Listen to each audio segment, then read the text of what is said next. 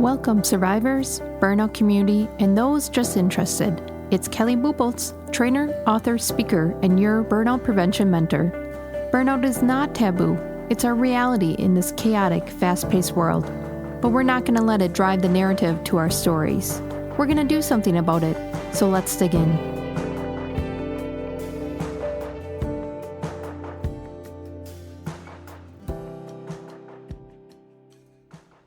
Welcome back to your guide on fractional work for organizations guiding not only their business, but their teams into this new modern day workforce that's coming. So by 2030, 50% of the workforce will be fractional, freelance, or contract work. So this whole series is to get an understanding of how your organization can start to move into this and stop the battle in reality and embrace it because it's happening. So let's not ignore it. Let's act like it's not happening. And let's start the process of adapting to a place where not only you can get value from fractional workers, but the people that you want to keep that maybe are looking for flexibility or less hours or early retirement, but kind of want to still work, it gives them an opportunity and avenue to stay. In this episode, we're going to be talking about how do you recruit for fractional talent? Because right now, I think that it's who you know that might be available. But as this starts to increase, as 50% of the workforce shifts to this, it's going to be washed down in some areas. How do you find the right person that's not going to kind of screw you over? How are you going to find people that mesh with your culture so that, you know, people aren't like, don't bring him back. I don't want to see him ever again. He ruined everything. How do you get people that do a great job, bring value, provide value back to your employees like training or mentorship, and also you want them back because then you don't have to look for another one for that specific skill set. So recruiting for fractional talent on multiple scopes is going to be an important part of your strategy as you plan forward. So you've already done the business necessity assessment, what roles, functions, value that you could get out of certain fractional work or expertise or skill sets. You got everyone on board with what the plan might be. This is what it looks like in our organization, at least in 2025, 2026. It's going to evolve even faster after that. So let's just be open to adapt. But now we need to actually get the talent. Now we need to start thinking of who do we hire? And the first place I want you to look is people who are extremely solid in your organization. They have that skill set where if they would leave, no one else could do that. I want you to start prompting that conversation with them. And it doesn't mean that you're kicking them out of your organization, that you're telling them like, we don't want you here full time.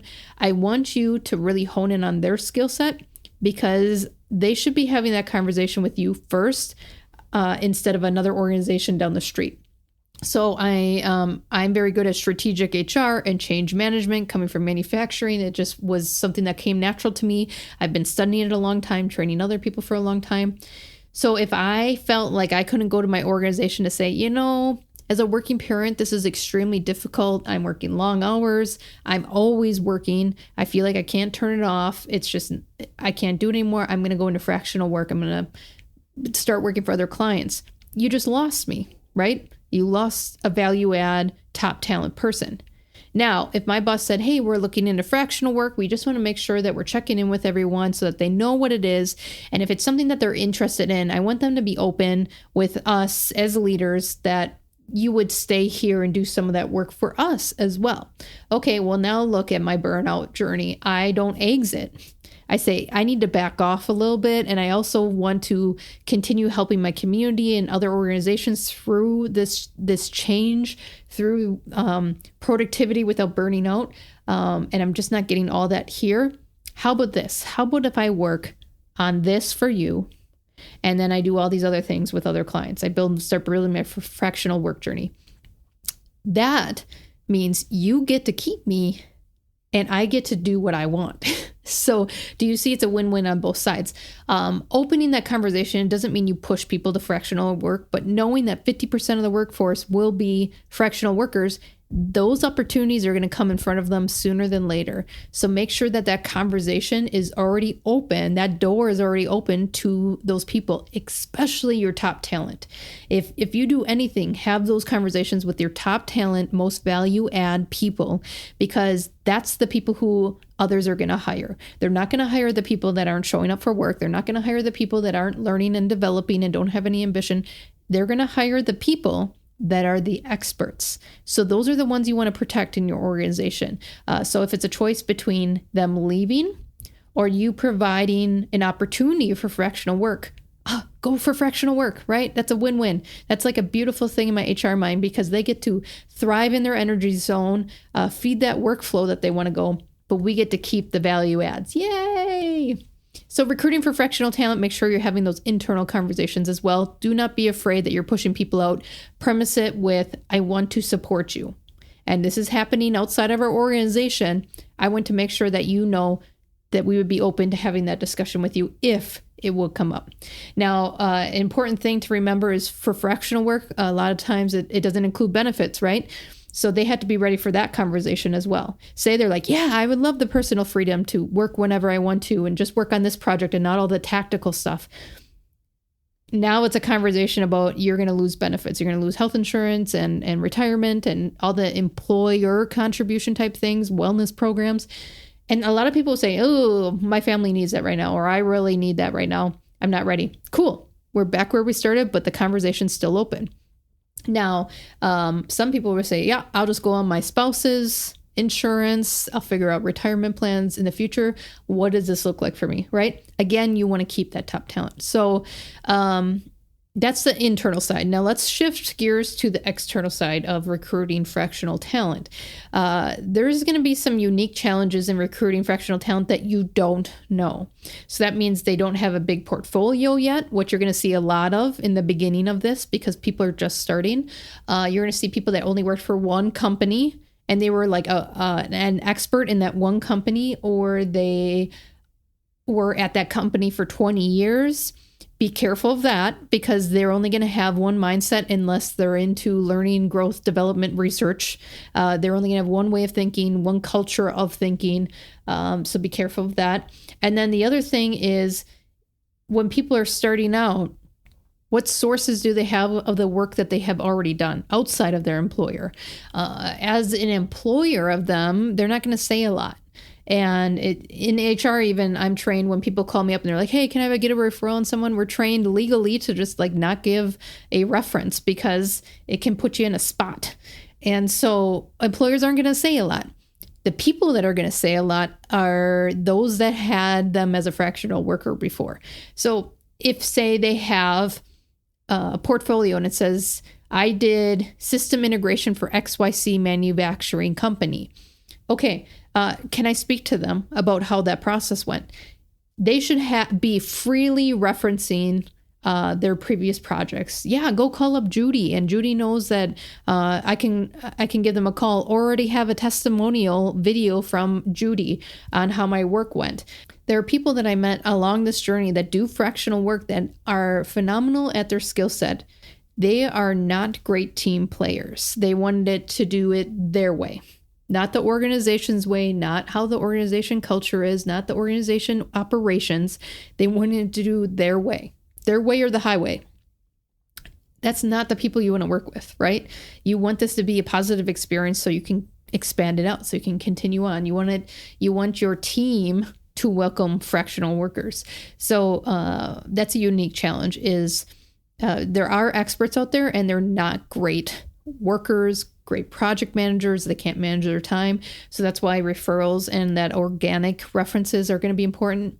And then you want to make sure that you're using effective channels to grab up fractional workers. I think the top 3 that I would suggest right now, it's evolving every year, but in 2024 is recruitment, placement firms that focus on contract or fractional work. I want not temps like I'm covering for maternity leave or a medical leave. Fractional or contract work, which means they're expert, they're higher level type people that they're placing. So that's one area, because they're vetting them out, because it's their brand and their name on this person. So keep that in mind, is they're not going to give you crap because it's their name that says this recruiting company did me wrong and they gave me a crap fractional worker. No, they're only going to suggest really good workers. The second area that I want you to look at for channels is on LinkedIn and just posting. All right. So if someone right now, I have a lot of people in my HR network because I've been in HR for 20 years. If someone would post right now, I'm looking for a strategic HR fractional worker, which means they're only going to do strategic HR. They're not going to do tactical stuff and interviews and things like that. They're just going to do the strategic part. They will get flooded with HR people that want to do just that. And I know that because I'm having conversations all year long with these HR people trying to go into fractional work. And they're good people and they're good at what they do. So just posting out on LinkedIn, what specific role are you looking at and that it's fractional? Because that means it's only focused on value add work or project work. I think you're going to get a flood of applicants. So first one is going through a recruiting firm for vetted out fractional workers. Second one would be just posting on LinkedIn, professional network. I'm not a big fan of that social media channel personally because I'm raw, real, in the trenches type of person. But it is a great professional network to connect with people, see where they're at, provide value back to organizations. So second one is LinkedIn. And then the third one is talk about it. Because this is so new, when certain people say, yeah, our organization's exploring fractional work. Oh, I know someone. Oh, you should check out this event. So-and-so is going to be there. Oh, someone that I work with just said their husband's company just did that. They have some resources for you. And this flow of information, this telephone networking is also a great avenue to go right now. So recruitment firms, LinkedIn posts that you're looking for a specific fractional role, and it not a job post, just like a conversation, regular post. And then the third one is talking through people, having actual conversations so people refer out. The interesting thing is if you're going to get more into technology, fractional workers, project management type of workers are very specific expertise. Another one to look for that's not in my top 3, but also of value is just like trade shows and conferences. All those different skill sets in one room will help you out. Now, as this advances in future years, I do see job fairs turning into more fractional fairs, things like that. So more to come in future years, but start there, sourcing your talent from those 3. Now, an important factor of recruiting talent is what are they going to be doing? And this is basically a job description that is honed down into a project scope. So a job description explains all these functions that a full-time employee is going to do, minimum expectations, maximum expectations, physical demands, a lot of like fluff and puff that just covers a large spectrum. A fractional worker is going to want to know, what am I going to be doing? So think project scope. How long is this estimated? How many hours per month is projected for this project or attendance of meetings to guide the team? What specific things do you need to take from A to B? And that's in the project scope. So think of it like you hire me as a trainer, for example. In the contract that we have, which will be a future episode about contracts, it will go over the scope of work. What am I coming in for? What is the outcome goal that we both agreed on? How many hours is it estimated in my fee? So we'll get into more of that in the contract episode coming up. So make sure that you subscribe because that's going to be an important one so that you understand what both parties need. But in that can emphasize flexibility. It can emphasize responsibilities. So that means what you do and what you don't. That's important also to identify is the things that you won't get into within this scope. And that will align both parties on how to move forward. That's a big variable in recruiting fractional talent because there's things that fractional workers don't want to do. And there's fractional workers that want to make sure that they're not being abused in all these side areas and noisy things going on. They want to come in and just do the value adds. And again, a part of recruiting fractional talent is making sure that it's a good experience for both parties so that we can do it again and again and again. And it makes everyone's lives easier. And the whole goal of recruiting fractional talent is it's here and it's available. So how can we stop the battle on it and embrace it. I know you're not lazy. Most people in burnout are high performers, those serving others before themselves. Don't discount this step today, the action in which you focus on your self-growth. Piecing together the puzzle is half the journey. Rediscovering yourself, energy, and establishing new habits is the other. Do not underestimate the untapped inner strength inside you. Explore more resources on my website to move from zombie mode back to liveliness. See you soon.